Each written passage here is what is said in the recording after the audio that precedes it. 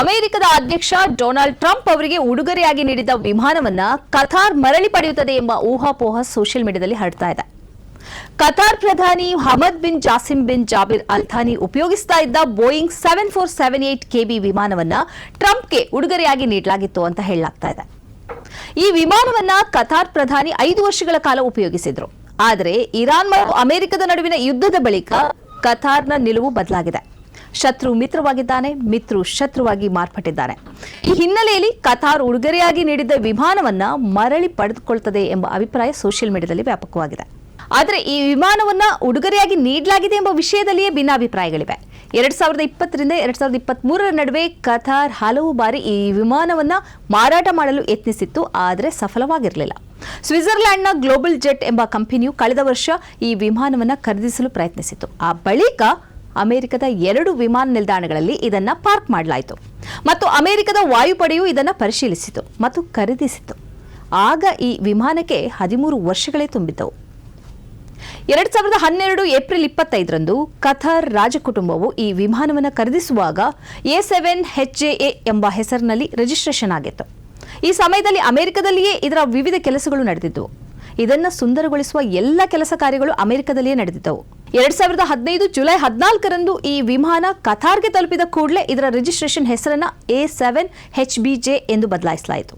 ಇದು ಕತಾರ್ ಪ್ರಧಾನಿ Hamad bin Jassim ಅವರ ಸಂಕ್ಷಿಪ್ತ ಹೆಸರಾಗಿತ್ತು. 8 ವರ್ಷಗಳ ಕಾಲ ಹಾರಾಟ ನಡೆಸಿದ ಬಳಿಕ 2023 ನವೆಂಬರ್ನಲ್ಲಿ ವಿಮಾನದ ಹಾರಾಟವನ್ನು ಸ್ಥಗಿತಗೊಳಿಸಲಾಯಿತು. ಇದಾಗಿ 2 ವರ್ಷಗಳ ಬಳಿಕ ಅಂದರೆ 2025 ಜೂನ್ನಲ್ಲಿ P4HBJ ಎಂಬ ರಿಜಿಸ್ಟ್ರೇಷನ್ನೊಂದಿಗೆ ಗ್ಲೋಬಲ್ ಜೆಟ್ ಎಂಬ ಸಂಸ್ಥೆ ಇದನ್ನು ಖರೀದಿಸಿತು. ಅದರ ಬದಲು ಅಮೆರಿಕದ ಟೆಕ್ಸಸ್ ರಾಜ್ಯದ ವಿಮಾನ ನಿಲ್ದಾಣದಲ್ಲಿ 2025 ಆಗಸ್ಟ್ವರೆಗೆ ಪಾರ್ಕ್ ಮಾಡಲಾಯಿತು. ಅಮೆರಿಕ ಅಧಿಕೃತವಾಗಿ ರಂಗಕ್ಕೆ ಇಳಿಯೋದು ಇದರ ಬಳಿಕ. ಹೀಗೆ ಅಮೆರಿಕದ ವಾಯುಸೇನೆಯು ಈ ವಿಮಾನವನ್ನು ಖರೀದಿಸಿತಲ್ಲದೆ N7478D ಹೆಸರಲ್ಲಿ ರಿಜಿಸ್ಟ್ರೇಷನ್ ಮಾಡಿಕೊಂಡಿತ್ತು. ಈ ವರ್ಷ ಫೆಬ್ರವರಿಯಲ್ಲಿ ಈ ವಿಮಾನವನ್ನು ಅಲ್ಲಿಂದ ಟೆಕ್ಸಸ್ ಗ್ರೀನ್ವಿಲ್ ಮೆಜೋಸ್ ಸೇನಾ ವಿಮಾನ ನಿಲ್ದಾಣಕ್ಕೆ ಕೊಂಡು ಹೋಗಲಾಯಿತು. ಬಳಿಕ ವಿಮಾನದ ರಿಜಿಸ್ಟ್ರೇಷನ್ ಅನ್ನು 253300 ಎಂದು ಬದಲಾಯಿಸಲಾಯಿತು. ಇಲ್ಲಿಗೆ ವಿಮಾನವನ್ನು ತಲುಪಿಸಿದ ಬಳಿಕ ಟ್ರಂಪ್ ಅವರು ಇದನ್ನು ವೀಕ್ಷಿಸಲು ಹೋದರು.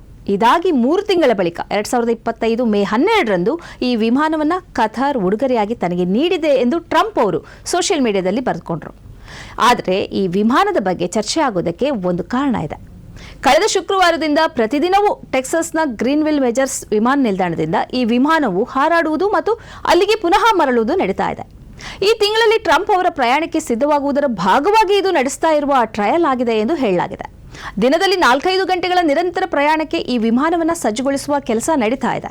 ಈ ಬಗ್ಗೆ ಅಮೆರಿಕದ ವಾಯುಸೇನೆಯ ತಜ್ಞ ಜೇಕಬ್ ಕೆ ಫಿಲಿಪ್ ಸ್ಪಷ್ಟೀಕರಣ ನೀಡಿದ್ದಾರೆ. ಸುಮಾರು 9 ದಶಲಕ್ಷ ಕೋಟಿ ರೂಪಾಯಿ ಬೆಲೆ ಬಾಳುವ ಈ ವಿಮಾನ ಕಳೆದ 1 ವಾರದಿಂದ ಸೋಷಿಯಲ್ ಮೀಡಿಯಾದಲ್ಲಿ ಸುದ್ದಿಯಲ್ಲಿದ್ದು, ಟ್ರಂಪ್ರಿಂದ ಕತಾರ್ ಇದನ್ನ ಮರಳಿ ಪಡೆಯುತ್ತಿದೆ ಎಂಬ ಪ್ರಚಾರ ನಡೀತಾ ಇತ್ತು. ಇದಕ್ಕೆ ಅಮೆರಿಕದ ವಿಮಾನ ನಿಲ್ದಾಣದಿಂದ ಅದು ಹಾರಾಟ ಪ್ರಾರಂಭಿಸಿದ್ದು ಕಾರಣವಾಗಿತ್ತು. ಇದೀಗ ಎಲ್ಲ ಊಹಾಪೋಹಗಳಿಗೆ ತೆರೆಬಿದ್ದಿದೆ. ಈ ಹಾರಾಟ ಟ್ರಂಪ್ ಅವರ ಪ್ರಯಾಣಕ್ಕೆ ಮಾಡುವ ಸಿದ್ಧತೆ ಅನ್ನೋದು ಗೊತ್ತಾಗಿದೆ. ಈ ಕಾರ್ಯಕ್ರಮದ ಪ್ರಾಯೋಜಕರು Gadiyar group of companies, specialised in piling and shoring, engineering consultancy, firefighting, steel structures, real estate. Office SIT Tower, Silicon Oasis, Dubai, UAE. ಸ್ನೇಹಿತರೆ, ನಿಮ್ಮ ಅದ್ಭುತ ಬೆಂಬಲದಿಂದ ಸನ್ಮಾರ್ಗ ನ್ಯೂಸ್ ಚಾನೆಲ್ ಈಗ 2 ಲಕ್ಷ ಸಬ್ಸ್ಕ್ರೈಬರ್ಗಳನ್ನು ದಾಟಿದೆ. ಇದು ನಮ್ಮ ಯಶಸ್ಸಲ್ಲ, ಇದು ನಿಮ್ಮ ಯಶಸ್ಸು. ನಮ್ಮ ಮುಂದಿನ ಗುರಿ 4 ಲಕ್ಷ. ಇದು ಕಷ್ಟವಲ್ಲ. ನೀವು ಮಾಡಬೇಕಾದದ್ದು ಸಿಂಪಲ್.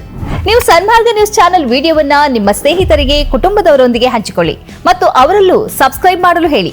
ನೀವು ಶಕ್ತಿಯನ್ನು ಕೊಡಿ, ನಾವು ನಿಖರ ಸುದ್ದಿ ಕೊಡ್ತೇವೆ. ಧನ್ಯವಾದಗಳು.